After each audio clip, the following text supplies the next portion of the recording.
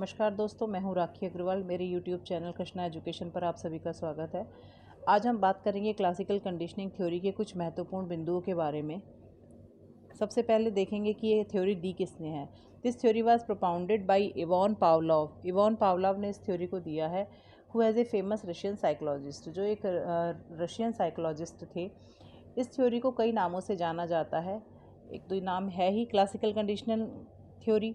इसके अलावा conditional response या सीआर थ्योरी के नाम से भी इसे जाना जाता है, लिंक थ्योरी के नाम से, respondent conditioning, condition reflex and Pavlovian conditioning, इन सभी नामों से इस थ्योरी को जाना जाता है। अक्सर एग्ज़ाम में जो है क्लासिकल कंडीशनिंग सीधे ना पूछकर इनमें से किसी नाम से पूछे, तभी भी इसी थ्योरी को वहाँ पर कंसीडर करना है। इन्होंने जो अपना एक्सपेरिमेंट किया था वो डॉग पर किया था।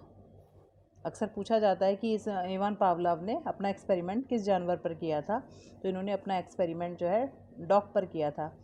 इन्होंने क्या किया था, इन्होंने कुछ सिचुएशंस यानी अपने जब एक्सपेरिमेंट किया तो इन्होंने सबसे पहले क्या किया कि अनकंडीशनल सिचुएशन या स्टिमुलस क्रिएट किया, यानी कुत्ते के सामने भोजन को रखा जिससे कुत्ते का सलाइवा आने लगा, यानी उसकी लार निकलने लगी। देन उसके बाद इन्होंने क्या किया कि घंटी बजाई, लेकिन कुत्ते ने कोई रेस्पॉन्स नहीं दिया। यानी जब उसके सामने भोजन आ रहा था तब तो उसने रेस्पॉन्स किया, लेकिन जब वो घंटी बजाई तो उसका कोई रेस्पॉन्स नहीं था। तीसरे स्टेप में इन्होंने क्या किया कि इन्होंने घंटी के साथ भोजन भी दिया। घंटी के साथ भोजन दिया तो उसका सलाइवा फिर आया। इस प्रयास को इन्होंने निरंतर किया, लगातार इस चीज़ को इन्होंने दोहराया। इसको दोहराने से क्या हुआ कि डॉग को जो है वो ये याद हो गया कि जब उसको घंटी बजेगी तो उसे भोजन भी मिलेगा।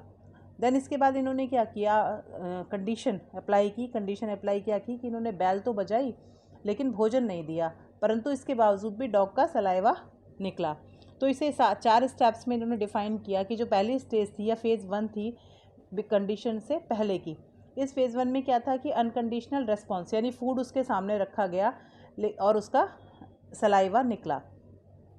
दूसरी जो फेज़ थी उसमें कंडीशनल स्टिमुलस था, यानी बैल बजाई गई, यानी कंडीशनल स्टिमुलस क्या था, वो बैल थी, लेकिन उस बैल के बजने पर डॉग ने कोई रेस्पॉन्स नहीं किया।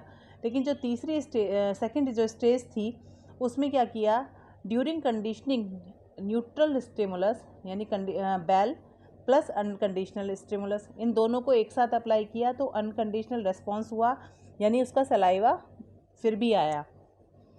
स्टेज 3 में क्या हुआ, आफ्टर कंडीशनिंग, कंडीशनिंग के बाद क्या हुआ, कंडीशनड स्टिमुलस क्या था इसमें, कंडीशनिंग में बैल थी, बैल के बाद भी उसका सलाइवा आया, यानी डॉग को बैल बजने पर उसे ये पता चलने लगा कि अब तुझे खाना मिलने वाला है।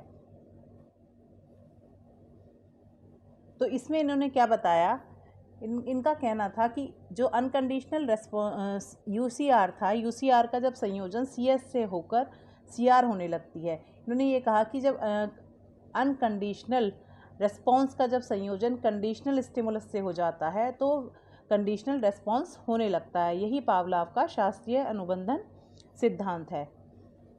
अब इसका एजुकेशनल इम्प्लीकेशन देखते हैं कि क्लासिकल कंडीशनिंग जो थ्योरी है वो उसका एजुकेशन में किस प्रकार से योगदान है, या उसका वो एजुकेशन में किस प्रकार से उसका इम्प्लीकेशन किया जाता है। Classical theory of learning emphasises on the use of teaching learning material. ये जो फोकस करती है कि अगर लर्निंग में टीचिंग लर्निंग मटेरियल का इस्तेमाल किया जाए या टीचिंग एड्स का यूज़ किया जाए तो जो लर्निंग है वो ज़्यादा अच्छी रहेगी। यानी कक्षा में टीचिंग लर्निंग प्रोसेस के दौरान टीचिंग एड का प्रयोग करने से, यानी कंडीशन देने से लर्निंग में की जो रेशियो है वो बढ़ेगा। This theory emphasises on activity, conditioning and reinforcement. ये जो थ्योरी है वो इस पर बात पर एम्फेसाइज करती है कि एक्टिविटीज़ हो, कंडीशनिंग हो और रिइंफोर्समेंट, यानी निरंतर उसका पर पुनर्बलन भी दिया जाता रहे। It makes the teaching effective and permanent for the student. ये थ्योरी जो है वो टीचिंग को इफेक्टिव बनाती है और स्टूडेंट्स के लिए लर्निंग परमानेंट हो जाती है, क्योंकि जब बच्चा टीचिंग एड की सहायता से या किसी भी एडिशनल मटेरियल की सहायता से चीज़ों को समझता है तो उसको की जो लर्निंग है वो परमानेंट हो जाती है। Classical theory of learning is very useful in teaching small children. छोटे बच्चे हैं उनके लिए बहुत ही फ़ायदेमंद है, क्योंकि ये जो थ्योरी है वो स्टिमुलस और रेस्पॉन्स पर आधारित है। This theory can be use for good habit formation. यह जो थ्योरी है वो एक अच्छी आदत के निर्माण के लिए भी प्रयोग की जा सकती है। इस सिद्धांत के द्वारा अच्छी आदत विकसित की जाती है। विशेष रूप से बालकों में आदत निर्माण के लिए इसका प्रयोग किया जाता है। This is all about classical conditioning theory.